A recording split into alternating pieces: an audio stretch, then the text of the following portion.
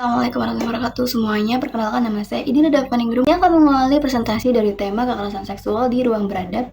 Dan saya akan membawakan dua materi, yaitu yang pertama adalah definisi kekerasan seksual dan juga jenis-jenisnya, dan yang kedua adalah faktor penyebab kekerasan seksual. Baik, yang pertama adalah definisi dan juga jenis-jenis kekerasan seksual. Kekerasan seksual merupakan tindakan merendahkan dan juga menyerang tubuh dan juga fungsi reproduksi dari seseorang dan bisa menyebabkan penderitaan fisik dan juga psikologis bagi korbannya. Kemudian jenis-jenis kekerasan seksual yang pertama adalah kekerasan verbal, yaitu kekerasan yang berdasarkan kata-kata atau lelucon yang tidak diinginkan. Yang kedua ada kekerasan berdasarkan gestur tubuh atau berjenis sentuhan atau tatapan atau lirikan yang tidak diinginkan dan juga membuat korban merasa tidak nyaman. Yang ketiga ada kekerasan online, yaitu pelecehan atau perendahan melalui media digital. Dan yang terakhir adalah kekerasan fisik, yaitu paksaan untuk melakukan aktivitas seksual tanpa meminta persetujuan korban. Kita lanjut pada materi yang kedua, yaitu faktor penyebab kekerasan seksual. Yang pertama adalah sosial, yaitu adanya ketidaksetaraan gender atau ketidakadilan gender dan juga adanya budaya patriarki yang mendukung kekerasan seksual. Yang kedua yaitu psikologis, tidak adanya empati pada pelaku dan juga adanya stigma yang menyalahkan korban. Yang terakhir yaitu budaya, adanya norma-norma yang mendukung kekerasan seksual dan juga objektifikasi perempuan. Sebelumnya saya ucapkan terima kasih dan materi selanjutnya akan diterangkan oleh teman-teman saya. Baik, Assalamualaikum warahmatullahi wabarakatuh. Perkenalkan, nama saya Fatinara Mulia, absen 33. Jadi dalam kesempatan ini saya akan menjelaskan materi tentang dampak kekerasan seksual. Yang pertama itu, apa itu trauma? Pada tahun 1998, Kaplan menjelaskan bahwa korban kekerasan seksual bisa mengalami trauma. Trauma ini bisa membuat seseorang merasa sangat cemas, sulit mengendalikan emosi, dan sering teringat kejadian buruk yang dialaminya. Lalu yang kedua ada dampak pada perasaan dan pikiran. Menurut Noviana, tahun 2015, remaja yang mengalami kekerasan seksual bisa mengalami perasaan sedih yang berkepanjangan yang bisa disebut juga dengan depresi, merasa bersalah tanpa alasan, takut bertemu dengan orang lain, mimpi buruk dan sulit tidur, dan takut pada hal-hal yang mengingatkan mereka pada kejadian buruk yang telah dialaminya. Yang ketiga itu dampak pada tubuh. Pada tahun 2015, Noviana menjelaskan bahwa kekerasan seksual itu bisa menyebabkan yang pertama, hilang nafsu makan, rasa tidak nyaman di bagian pribadi tubuh, resiko tertular penyakit, dan pada beberapa kasus bisa terjadi kehamilan yang tidak diinginkan. Lalu yang keempat ada dampak pada kehidupan sehari-hari. Pada tahun 2025 dan tahun 2017, Saragi dan Saturnus mengatakan bahwa korban kekerasan seksual mungkin lebih suka menyendiri, selalu merasa khawatir, kurang percaya diri, dan sulit berhubungan dengan keluarga dan tentunya teman-temannya. Sekian dari saya. Wassalamualaikum warahmatullahi wabarakatuh. Assalamualaikum warahmatullahi wabarakatuh. Perkenalkan, nama saya Fanda Yovana Devtasari, nomor absen 29. Peran lembaga dalam pencegahan kekerasan seksual. Lembaga, baik pemerintah maupun non-pemerintah, memainkan peran penting dalam pencegahan kekerasan seksual. Yang pertama, upaya pemerintah. Regulasi Permendikbud nomor 30 tahun 2021 mengatur pencegahan dan penanganan kekerasan seksual di kampus, termasuk pendampingan dan sanksi bagi pelaku. Kampanye sosial, mengadakan kampanye kampanye anti kekerasan seksual dan pendidikan kesehatan reproduksi.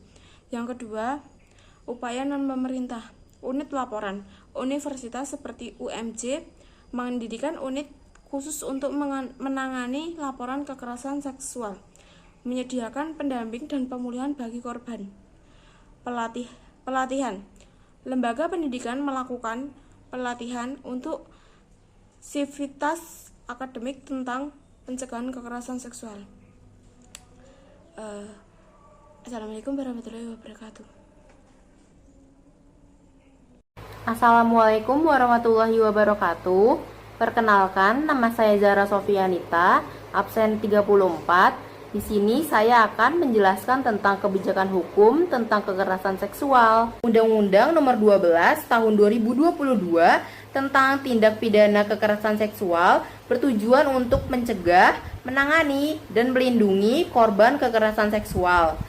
Undang-undang ini mengatur berbagai bentuk kekerasan seksual, termasuk pelecehan fisik dan non-fisik, serta pemaksaan kontrasepsi dan perkawinan. Selain itu, Undang-undang ini menekankan perlunya koordinasi antara pemerintah daerah dan pemerintah pusat serta keterlibatan masyarakat dalam pencegahan dan pemulihan korban. Assalamualaikum warahmatullahi wabarakatuh. Perkenalkan, saya Ren Sudirman dari kelompok 8 dengan materi kekerasan seksual di ruang beradab.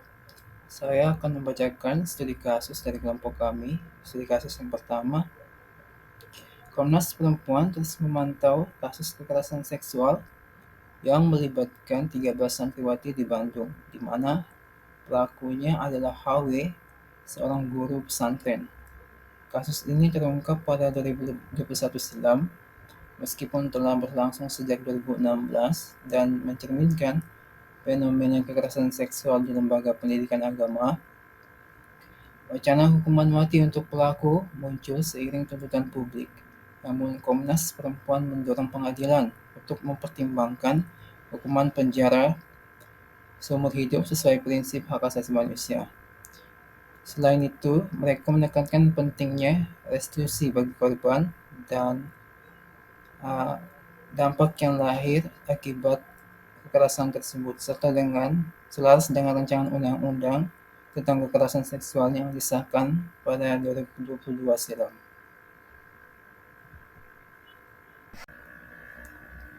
Lanjut ke studi kasus yang kedua, Unit Perlindungan Perempuan dan Anak Satreskrim Polrestabes Surabaya berhasil menangkap seorang pelaku begal payudara yang melakukan aksi cabul terhadap 4 siswa SMP di kawasan Rungkut, Surabaya. Tersangka ini bernama RBR, berusia 19 tahun dan tinggal di Jalan Pendigiling, Surabaya. Penangkapan pelaku berkat rekaman CCTV yang viral di media sosial. Menurut hasil pemeriksaan, pelaku melakukan begal payudara untuk memuaskan nafsunya karena selama 3 bulan tidak diberi jatah oleh istrinya yang sedang hamil. Oleh karena itu, pelaku mencari kesempatan untuk melampiaskan nafsunya dengan berbuat cabul. Modus operandi pelaku adalah dengan pura-pura bertanya alamat korban, kemudian mendekati korban dan melakukan aksi cabul ketika ada kesempatan. Setelah melakukan perbuatan cabul, pelaku langsung kabur. Pelaku merasa puas setelah melakukan perbuatan cabul tersebut. Akibat perbuatannya, tersangka harus menjalani proses hukum dan mendekam di tahanan Polrestabes Surabaya. Istrinya dan anak pertamanya akan terpisah darinya karena akan menerima hukuman lebih dari 5 tahun penjara. Kemudian ini adalah referensi yang kelompok kami gunakan dalam presentasi ini. Mohon maaf jika ada kekurangan. Terima kasih atas kerjasamanya. Wassalamualaikum warahmatullahi wabarakatuh.